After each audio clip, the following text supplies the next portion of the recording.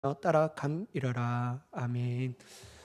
오늘 우리 금요심야 예배 가운데 오신 여러분들을 예수 그리스도의 이름으로 환영하고 축복합니다. 하나님 주님이 주신 은혜와 능력이 저와 여러분들 가운데 또한 넘쳐나기를 간절히 축복합니다. 여러분, 하나님이 저에게 주신 마음, 그건 잘 모르겠고요. 제가 느꼈던 하나님 주신 요즘에 그냥 감동이 오는 것이 있는데요. 뭐냐면 기도의 자리를 포기하지 말아라. 말씀의 자리에 있는 곳에 사모하라. 세 번째, 끝까지 견뎌라. 이게 세 가지의 저에게 주는 마음이었습니다. 특별히 여러분, 제가 오늘 새벽에도 새벽 기도 설교를 들었던 분들은 다 알 수 있지만요, 제가 오늘 새벽 예배를 설교를 준비하면서 저에게 많이 찔림이 있었고, 저에게 많이 정말 내가 잘못 생각했구나라는 자각을 했던 새벽의 말씀이었습니다. 뭐냐면요, 저는 이 성전만, 이 교회만 완공되면 그게 다 끝난 줄 알았어요. 여러분, 예루살렘이 에스라서를 보면 하나님의 성전 재건을 이렇게 하잖아요. 16년 동안 또 멈춰 있었어요. 근데 하나님이 하시니까 4년 만에 그걸 완공되게 하셨다라는 것이죠. 여러분, 이 성전이 재건되고 성전이 건축됐다는 것은 외형적인 것은 복원되었음을 의미합니다. 근데 여러분, 이스라엘 백성들이 외형적인 복원을 인하여서 멈추는 것이 아니라 그들이 새해 첫날이 되어서 첫 절기가 뭐냐면요, 유월절이었거든요. 그들이 유월절을 준비하는 마음의 태도가 달라졌습니다. 어떻게 하냐면 즐거운 마음으로 철저하게 자신의 삶을 구별합니다. 죄에 대해서 도로운 곳에서 구별하는 거예요. 저는 이 말씀을 보고 주석가가 달린 이 주석이 제 마음 가운데 와닿았는데요. 그들은 내적으로도 주님의 회복을 간구하고 있었다. 이 마음이 막 오는 거예요. 그러면서 제 마음 가운데 들었던 생각이, 내가 이 성전만 완성되면 그것이 끝이라고 생각했는데 도리어 시작이구나. 왜냐하면 기도로 이 안을 채워야 되는구나. 그게 제 마음 가운데 막 부담감이 오는 거예요. 여러분, 제가 오늘 새벽에도 말씀하고 계속 요즘에 새벽마다 말씀드리는 건 뭐냐면요, 하나님은 우리의 기도의 자리로 부르시고 그 자리, 그 기도의 자리를 사모하기를 원하신 줄 믿습니다. 포기하면 안 돼요. 포기하면 안 돼요. 이런 기가 막힌 게 뭐냐면 새벽 말씀 보면요, 이방인의 왕이 그 성전 재건을 하는 명령하는 것으로 그치는 것이 아니라 세금을 걷어가서 그 모든 재원을 마련하게 합니다. 여러분, 이게 뿐만 아니라 제가 더 희한한 게 어떤 것이냐면요, 그것을 놓고 재건하는 것에 재정을 마련해 주는 것이 아니라 그 제사장들이 제사를 드릴 수 있도록 재물을 허락해 줘요. 계속 되어주는 거예요. 기도하라고 말해요. 그리고 왕과 나의 자녀들을 놓고, 왕자들을 놓고 기도해 줘라, 이렇게 얘기하거든요. 야, 여러분, 하물 여러분, 이방인들이 우리를, 그 이스라엘 백성들을 향하여 기도할 수 있도록 제사의 준비를 다 해주는데 우리는 너무 게을렀는 거예요. 우리는 너무 그 기도의 자리를 너무 소홀하게 여겼다라는 거예요. 여러분, 우리가 할 수 있는 것은 뭐냐면요, 기도의 자리를, 주님의 은혜를 부어주심을 통하여 사모하는 마음을 그쳐서는 안 될 줄 믿습니다. 제가 요즘에 이 에스라서가 정말 어렵거든요. 저는 구약에 막 이렇게 내러티브 있고 막 이런 거를 딱 발견하면 설교를 할 때, 이 주제, 이제 이거 선택하는 건 너무 쉬운데요. 쉽다라고 말하는 것도 교만이, 죄송합니다 여러분, 교만을 꺾어내야 되는데, 하여튼 그런데 요거는 좀 힘들어요. 그러니까 저는 구약 성경이 너무 어려워요. 특별히 레위기 막 이러면 막 머리를 지끈지끈하면서 생명의 삶 또 설교자를 좀 선택하지, 큐티를 레위기를 할 수가 있냐, 민수기를 할 수 있냐, 막 이런 말했는데, 근데 제가 에스라서를 딱 할 때, 이거 큰일 났다, 이거 어떻게 설교해야 되나 라고 하는데, 하나님께서 내 자신을 발견하게 하고 그곳에 주신 하나님의 큰 울림이 저에게 매일 주시는 것 같아요. 그래서 세 가지의 목표: 기도의 자리를 떠나지 말아라, 말씀의 자리를 사모하라, 단 세 번은 끝까지 인내하고 견뎌라. 이게 주님이 나에게 주시는 말씀입니다. 사랑하는 여러분, 저는 오늘 이 사도행전의 말씀을 들고 설교를 하려고 하지만요, 그 말씀을 주제를 가지고 같이 나누려고 합니다. 여러분, 이 17절에 보면 예루살렘에 이르니 형제들이 우리를 기꺼이 영접하거늘이라고 말하죠. 여러분, 여기서 형제들이라는 것은 우리가 잘 알다시피 아마 예루살렘에 있는 일부의 성도들을 의미하고 있습니다. 다는 아니에요. 어떻게 여러분 다가 나오겠습니까? 일부의 성도들이 나와서 사도 바울과 그 일행들을 영접합니다. 영접하여 기꺼이 영접했다라고 말하죠. 그래서 이 18절과 19절을 보면 그 이튿날 바울이 우리와 함께 야고보로 들어가니 장로들도 다 있더라. 바울이 문안하고 하나님이 자기의 사역으로 말미암아 이방 가운데서 하신 일을 낱낱이 말하니. 여러분, 사도 바울은 그 여행들은 이튿날 예루살렘 교회 최고의 지도자라고 할 수 있는 야고보 사도를 방문합니다. 네.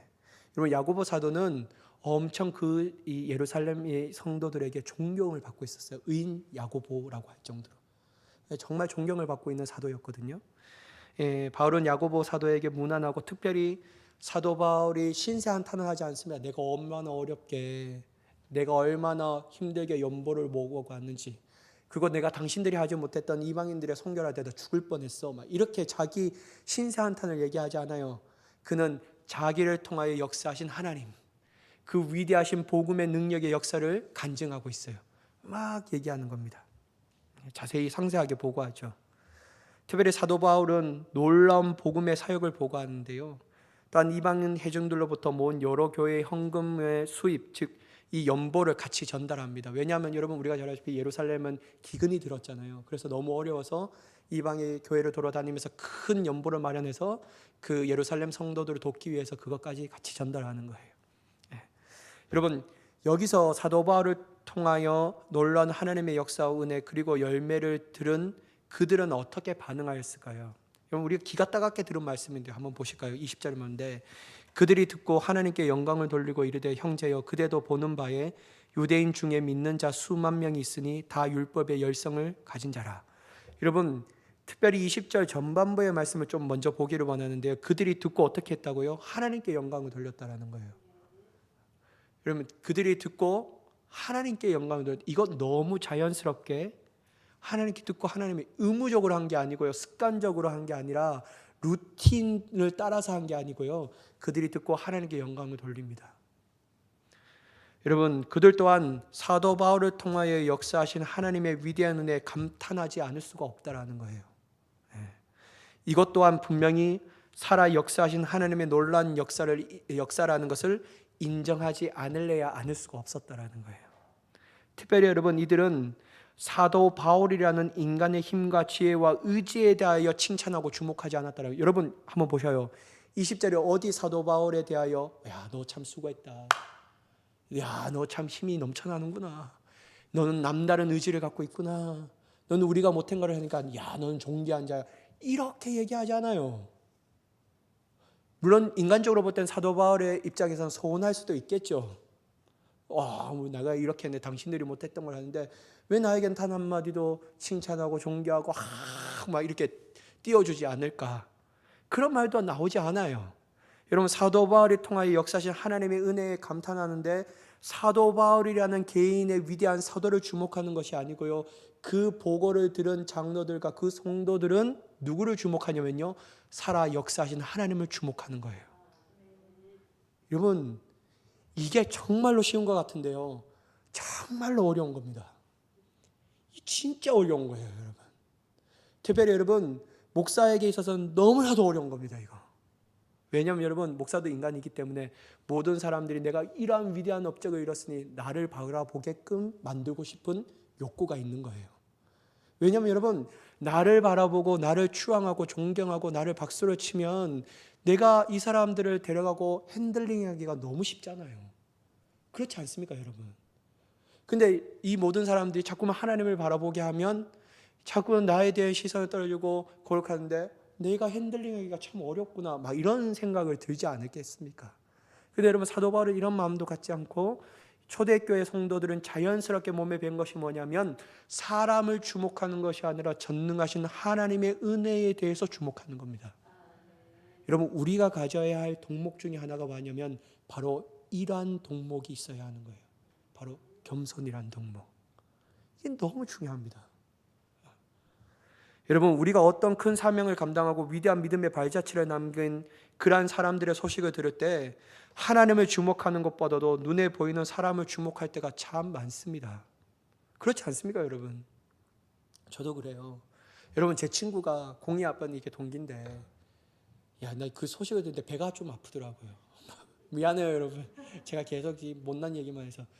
뭐가 아프냐면요, 걔는 이제 우리 모건대학교 같이 나왔다가 장로의 신학대학교로 신학대학원을 갔어요. 그리고 그 뒤로는 소식을 몰랐어요. 내가 최일도 목사님 그 교회에서 사역하는 것만 알았어요. 그래서 뭐 얘는 좀 똑똑했거든요. 그래서 저는 뭐 군대 갔다가 하는데 요즘 이제 공의학번 그 모임에서 그 친구랑 통화하는데 그 친구가 교수가 되었다라는 거예요. 그게 여러분 잘 아시다시피 아세아 연합신학대학교. 정말 어리거든요. 저보다는 제가 이제 복학생인데 이게 재수생이 있기 때문에 걔는 나보다 더 어려요. 1살 더 어리는데 걔가 들어간 거예요. 그럼 이거 정말 대단한 겁니다. 영국에 유학했더라고요. 박사학위를 받아갖고. 그러면서 뭐 배가 아픈 거예요. 좋겠다니 는 막 이러면서 전화를 할까 말까 이막 전화번호는 없고. 야, 참 대단하네. 내가 공부 잘하는 건 알았지만 저 정도 열심히 한 줄 몰랐다. 여기 보면 정말 똑똑한가 봐요. 정말 걔는 군대를 갔다 오지는 않았어요. 이렇게 집안 형편도 너무 어렵고 했는데 하여튼 다 하나님께서 모든 걸 준비하셔서 영국에서 조직신학, 제가 진짜 공부하고 싶은 그 조직신학을 전공해서 와갖고 박사학위를 받았더라고요. 그러면서 너무 배가 아픈 거예요. 그래서 넌 정말 대단하구나 막 그러면서 혼자서 막 이런 생각을 가지고 있었거든요.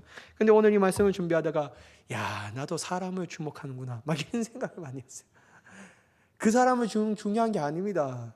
그 교수가 젊은 나이에 교수가 되었다는 게 중요한 게 아니에요. 그 배우의 역사하시는 하나님의 위대한 능력, 그 정말 유학을 갈 수 없는 형편이었지만 그 유학을 모든 것을 준비하면서 보내주시는 하나님의 섭리, 이걸 주목하면서 하나님께 찬양과 영광을 돌려야 되는데 저의 믿음이 얼마나 연약한 걸로 그 사람에게 주목하고 있다는 거예요. 사랑하는 여러분, 우리는 사람에게 주목하는 것에부터 벗어나야 될 줄 믿습니다.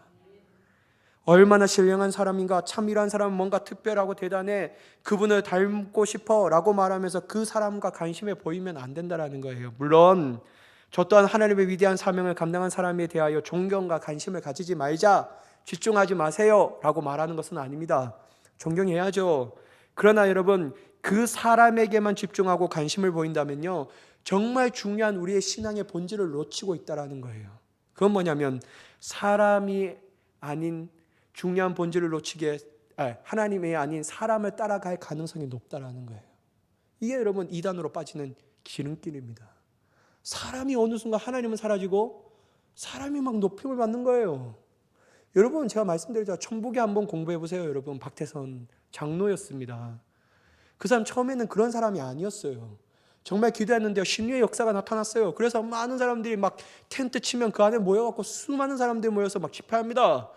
근데 여러분, 그거에 대해서 정말 자신을 놓고 모든 사람들이 살아 역사하신 하나님을 바라보고 박태선 그분도 하나님을 바라봐야 되는데 자기가 하나님 되고자 하는 욕심이 막 잃어버리는 거예요.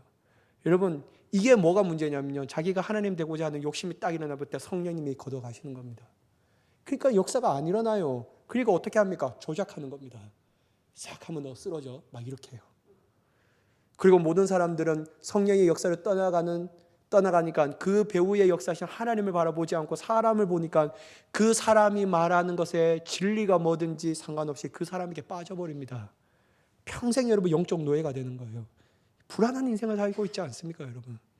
여러분, 이단들이 다 그렇지 않습니까? 한번 봐보셔요, 여러분. 다 그래요, 다 그래요. 한국교회 이단들은 다 그 뿌리가 문선명 아니면 박태선에 기이한 겁니다. 쫙 이렇게 퍼져나가요. 여러분, 참 신기합니다. 이게 영적 흐름이 막 아주 더럽고 희한한 막 영적 흐름이 막 그렇게 나와버려요. 여러분, 이거 참 문제가 많아요. 그러니까 여러분, 여러분 집중하면요, 우리 또한 우리의 신앙의 본질을 놓쳐버리고 비본질적인 것, 사람에 따라가는 가능성이 너무 농후하다는 거예요. 그래서 여러분, 우리는 의도적으로도 사람을 바라보면 신앙생활하는 것이 아니라 그 역사하시는 위대하신 하나님을 바라보며 따라가는 믿음의 사람이 되어야 될 줄 믿습니다. 이러면 여러분, 영적인 노예로 끌려가지 않는 거예요. 위대한 목사님이 넘어질 때 같이 안 넘어질 수 있는 거예요. 왜냐하면 하나님을 바라보고 신앙생활을 했으니까. 이게 너무 중요합니다. 여러분, 사도 바울의 사역을 보고 나서 그들은 사람들이 아닌 하나님께 영광을 올립니다. 너무나도 자연스럽게요. 이런 하나님의 놀라운 역사가 있는 것 또한 나누는 것에 은혜와 사랑이 넘쳐나는 것이죠. 하지만 막 이런 일들을 가만히 옆에 지켜보겠습니까? 어떻게든지 이걸 깨트려야 되는 거예요. 이 깨트리기 위하여 어떤 사단은 어떤 것을 하냐면요, 사도 바울에 대한 거짓 소문을 퍼뜨립니다. 쫙 퍼뜨려요. 그게 여러분 20절과 21절인 말씀인데요, 한번 보도록 하겠습니다. 그들이 듣고 하나님께 영광을 돌리고 이르되 형제여 그대도 보는 바에 유대인 중에 믿는 자 수만 명이 있으니 다 율법의 열성을 가진 자라. 내가 이방에 있는 모든 유대인들 가르치되 모세를 배반하고 아들들에게 할례를 행하지 말고 또 간습을 지키지 말라 한다함을 그들이 들었도다. 여러분, 이 사도 야고보와 또한 그 장로들이 염려한 게 뭐냐면, 사도 바울이 여기 왔는데 이러한 소문을 들으니까 사도 바울의 신변에 위협이 있을 거라는 걱정이 너무 드는 거예요. 그러니까 이런 소문이 우리에게 들렸는데 이거 참 어찌 된 일이냐 막 이렇게 묻는 거죠. 특별히 여러분, 예수 그리스도를 믿는 유대인들이 이러한 소문을 내고 있습니다. 그들은 예수 그리스도를 믿는 것만 못지않게 율법의 열성을 가진 자들이었다라는 거예요. 그들은 이러한 관점에 유대인들에게 모세 율법을 버리라고 가르쳤다라고 사도 바울에게 거짓 소문을 쫙 퍼뜨립니다. 더 자세하게 말하면 그들은 사도 바울에 두 가지의 제목이 있다고 말합니다. 첫 번째는 그가 유대인들에게 그들의 아들들에게 할례를 행할 필요가 없다라고 가르쳤다라고 막 말해요. 아브라함은 하나님과 맺은 영적인 언약의 육체적인 표시라고 할 수 있는 할례를 제정하셨는데요, 이것을 하지 말라고 사도 바울이 말하고 있다라고 가르쳤다라고 하는 거예요. 그러니까 여러분 완전 거짓이죠. 여러분, 두 번째는 뭐냐면 사도 바울이 유대인들의 간습을 지킬 필요가 없다라고 말하고 가르쳤다라는 거예요. 그런데 여러분, 조금만 우리가 사도 바울이 말하고 가르쳤고 그가 했던 행동들을 보면 그 이야기가 얼마나 터무니없다라는 사실을 알고 있습니다. 왜냐하면 여러분, 사도행전에는 바울은 자신이 언제나 유대의 간습을 지켰다라고 말하고 있다는 거예요. 그는 단지 이방인 그리스도인들에게 이러한 간행들을 강요하지는 말아라라는 거예요. 그거 강요할 필요가 없다. 그게 구원과 연결되는 것이 아니라는 거예요. 그리고 그것을 예루살렘 공의회가 확증한 결정이라는 것을 알고 있었다라는 것이죠. 또한 여러분, 사도 바울은 진짜 중요한 할례는 육체의 할례가 아니라 어디에 할례를 행하라고 말씀하셨습니까? 마음의 할례가 중요하다라는 거예요. 너 육체의 할례 그거 중요치 않으니까 하지 마라고 말한 적이 없어요. 그 할례가 중요한 것이 아니라 우리 안에 마음의 할례를 받아야 한다라는 거예요. 마음의 할례. 그게 중요하다라고 말했는 거예요. 근데 유대인 그리스도인들은 쫙 거짓 소문을 퍼뜨려서 할례를 받지 말라고 한다, 이렇게 얘기하는 거예요. 사랑하는 여러분, 제가 시간 날 때마다 이런 말씀을 드리지만요, 타락한 인간은요, 자기가 듣고 싶은 것만 들으며 보고 싶은 것만 봅니다. 이게 타락한 인간의 특징입니다. 근데 여러분, 저는 여기서 더 한 가지를 첨부하고 싶습니다.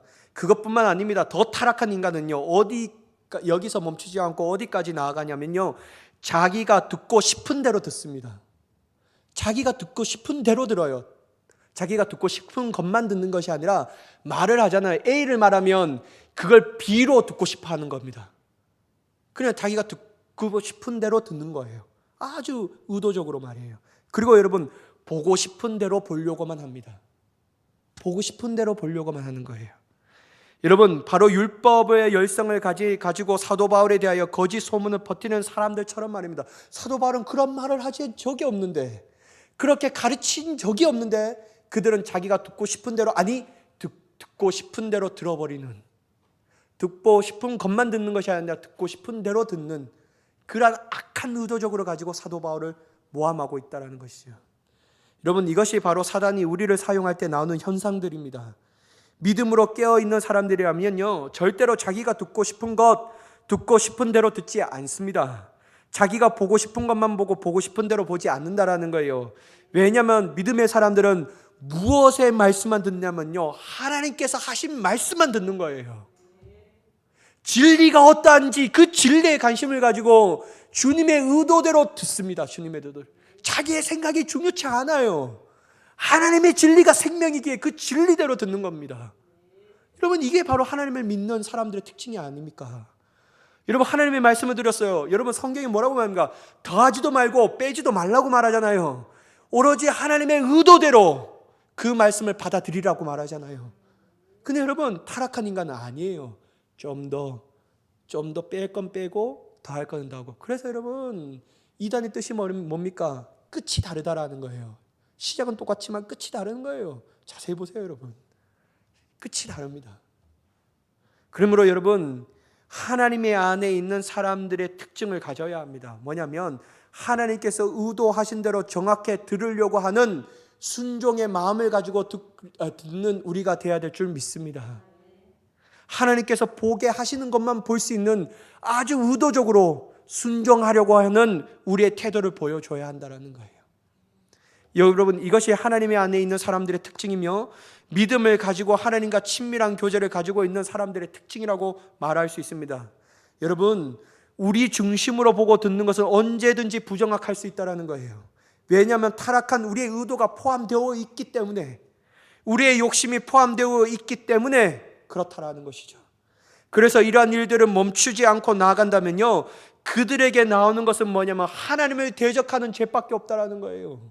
왜냐하면 하나님의 말씀을 변화시키는 것, 변질시켜서 자기에 맞는 의도대로 그것을 죄로 쓰임받는 근거로 삼는다라는 거죠. 그러니까 여러분, 너무나도 하나님을 대적하는 죄를 가지고 있다는 거죠. 여러분, 그러나 하나님의 의도대로 보고 듣고 하는 사람들은요, 하나님의 역사에 순종하는 것이 그에 틀릴 수가 없습니다. 왜냐하면 완전하시고 실수가 없으신 하나님의 뜻이 온전히 그것 말씀 가운데 담겨 있기 때문이죠. 그러니까 그것에 순종하면 하나님의 뜻만이 이루어지는 겁니다. 하나님의 뜻만이 이루어져요. 그러므로 여러분, 우리는 철저히 하나님의 의도대로 듣고 보고 보는 복 있는 사람이 되어야 될 줄 믿습니다. 여러분, 제발 복 있는 사람이 되기를 원합니다. 복 있는 사람이요. 여러분, 사도 바울의 신변에 대한 문제로 심각하게 고민하고 있던 야고보와 장로들 또한 성도들은 사도 바울에게 다음과 같은 것을 제안합니다. 사도 바울의 터무니없는 것으로 비난하는 사람들의 의심을 없애버리기 위해서 장로들은 바울에게 나시린의 서원에 참여할 것을 제안하는 겁니다. 바로 바울이 율법을 존중한다라는 것을 보여주기 위해서 그렇게 하라는 거예요. 일시적인 나시린의 서원은 30일간 지속되어 있지만요, 하지만 오늘 사도 바울이 아마 그 서원의 마지막 며칠에만 참여했을 것이라고 추측되고 있다는 거죠. 그리고 그는 그 서원을 마치고 있는 네 사람에게 요구되는 재물을 위한 비용을 지불하라라고 말합니다. 그래서 여러분, 그리고 그 결례와 정결 예식을 따라 행하고 그 요구를 다 받아들입니다. 그래서 사도 바울이 이 재물을 비용을 대는 것은요, 너무 존중의 의미를 가지고 대는 것. 너무 정말 의로운 모습이었다라는 거죠. 그 내용들이 여러분 22절에서 26절까지 쫙 나옵니다. 한편으로 이러한 바울의 모습을 보면서 자신의 신변 위협 때문에 타협했다라고 비판할 수도 있습니다. 사도 바울을 어떻게 저렇게 타협할 수 있지? 막 우리 마음 가운데 막 분노가 막 솟구칠 수 있잖아요. 근데 여러분, 아니에요. 사도 바울의 이러한 행동은요, 자신의 신변의 위협에 의하여 타협이 아니었습니다. 이것은 그의 사역의 철학과 일관된 모습이었다라는 거예요. 왜냐하면 사도 바울은 복음이 문제가 되지 않을 때는 바울은 기꺼이 여러 사람에게 여러 모양으로 나타냈다라는 거예요. 이것은 타협이 아니라 지혜로운 양보였다라는 것이죠. 하지만 여러분, 사도 바울에게 거짓 소문을 퍼뜨리고 악한 감정을 가지고 있었던 그들은 멈추지 않습니다. 여러분, 27절에서 31절 말씀인데요, 그 이래가 거의 참에 아시아에서부터 온 유대인들이 성전에서 바울을 보고 모든 무리를 충동하여 그를 붙들고 외치되 이스라엘 사람들아 도우라. 이 사람은 각처에 우리의 백성과 율법과 이곳을 비방하여 모든 사람을 가르치는 그자인데 또 헬라인을 데리고 성전에 들어가서 이 거룩한 곳을 더럽혔다 하니 이는 그들이 전에 에베소 사람 드로비모가 바울과 함께 시내에 있음을 보고 바울이 그를 성전에 데리고 들어간 줄로 생각함이러라. 온 성이 소동하여 백성이 달려와 모여 바울을 잡아 성전 밖으로 끌고 나가니 문들이 곧 닫히더라. 여러분, 아시아로부터 온 유대인들은 성전에서 바울을 보고 모든 무리를 충동하게 합니다. 그리고 바울을 붙듭니다.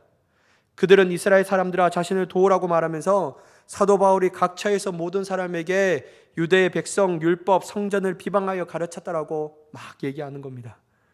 또한 그들은 바울이 이방인 드리브모를 성전에 데려갔다라고 주장하면서 그를 막 붙잡고 우리가 그를 없애야 한다 말하고 얘기하고 있죠.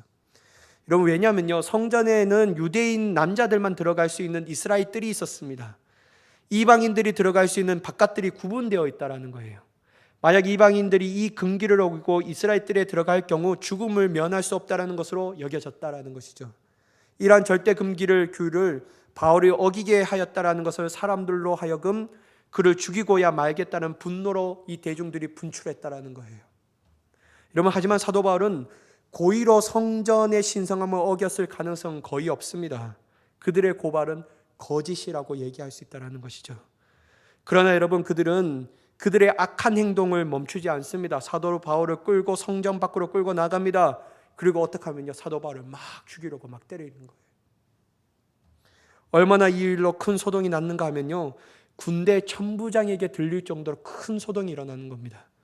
사도 바울을 죽이려고 그를 때렸던 그들은 천부장과 군인들을 보고 멈춥니다. 이에 천부장이 가까이 가서 사도 바울을 잡아 두 쇠사슬로 결박하라고 명합니다. 또한 그를 왜 이렇게 하였느냐라고 사람들에게 묻지만 수많은 군중들이 각자의 막 소리를 치는 거예요. 그러니까 알아들을 수가 없으니까 다시 끌어가 영내로 끌고 가서 진상을 파악하기 위해서 그를 데리고 가는 거죠. 여러분, 여기서요 우리가 볼 수 있는 게 뭐냐면 사도 바울이 그들에게 얼마나 맞았는가 하면요, 군인들이 들고 간다라는 거예요. 환장할 노릇이에요. 제 같으면요, 사도 바울이었으면요, 신세 한탄이 절로 나올 것 같아요. 이게 도대체 무엇인가? 여러분, 사도 바울이 그 사람들을 나쁘게 했습니까? 그가 하나님의 반대된 말을 했습니까? 도대체 그가 했던 것이 뭐냐면 모든 사람들로 하여금 복음을 알아 하나님의 백성이 되고 천국 시민이 되게 했는데, 이게 도대체 이런 무도한 일을 당할 만큼 큰 죄를 지었습니까? 근데 여러분, 사도 바울이 힘이 없어서요, 너무 많이 맞아서 그를 들고 막 군인들이 데리고 갑니다. 여러분, 저는 이 모습을 보면서 분명한 다음과 같은 것을 다시 한번 깨닫게 됩니다. 하나님의 역사와 사람들의 분냄의 역사의 결과는 확연히 달라진다. 여러분, 하나님의 역사는 어떤 것을 나타내죠? 살리는 역사입니다. 구원하시는 역사입니다. 근데 여러분, 사람들의 분냄의 역사는 어떤 것을 나타냅니까? 파괴입니다. 파괴예요. 그리고 여러분, 죽이는 거예요. 사도 바울은 하나님의 위대한 도구로 사용받았지만 그 또한 이러한 고난과 어려움을 피해갈 수 없었다라는 거예요. 그 또한 자기가 예루살렘에 가면 이러한 일을 당할 것이라고 알고 있었지만 그는 그렇게 갈 수밖에 없는 이유가 뭐냐면 하나님의 놀라운 역사가 일어나는 위대한 은혜의 자리였기 때문에 포기할 수 없었습니다. 비록 자신의 생명이 불씨는 점차 꺼져가지만 하나님의 위대한 생명의 역사는 활활 타오르기 때문에 그는 그것을 멈출 수 없었다라는 것이죠. 여러분, 저는 우리 모두가 살리는 역사에 쓰임받는 자가 되기를 간절히 축복합니다. 여러분, 사람의 분냄은요, 사람을 죽이는 거예요. 이거는요, 제 삶을 보더라도 똑같더라고요. 내가 막 화내면요, 우리의 가정이 생명이 죽어가요. 내가 막 우리 아이들을 잔소리하고 막 하면요, 우리 아이들에게 생명의 역사가 아니라 죽어가는 역사가 막 일어나요. 여러분, 웬만하면 분을 내지 않는 우리가 되기를 원합니다. 여러분, 아내와 남편이 좀 잘못하면요, 그냥 어떻게 해야 되지? 하여튼 눈 딱 감고 주여 어찌합니까? 막 이렇게 한번 얘기해 보세요. 그럼 여러분, 자녀들이 마음에 안 들어요. 내가 왜 쟤를 미역국 먹고 낳았지? 막 이렇게 낳고 미역국을 먹었지? 이렇게 얘기하지도 말고 주여 어찌합니까? 주님 앞에 맡기는 거예요. 여러분, 내 삶의 직장 상사가, 내 삶의 동료들이, 내 삶의 친구들이, 다른 여타 세상에 사는 모든 사람, 관계하고 있는 사람들이 정말 마음을 힘들게 하여 나는 하나님의 의도대로 하나님의 뜻대로 살기를 원하는데 왜 나에게 이런 고난을 주는 건가 싶을 때마다 여러분, 우리가 생각하는 건 뭐냐면 하나님의 위대한 역사는 살리는 거야.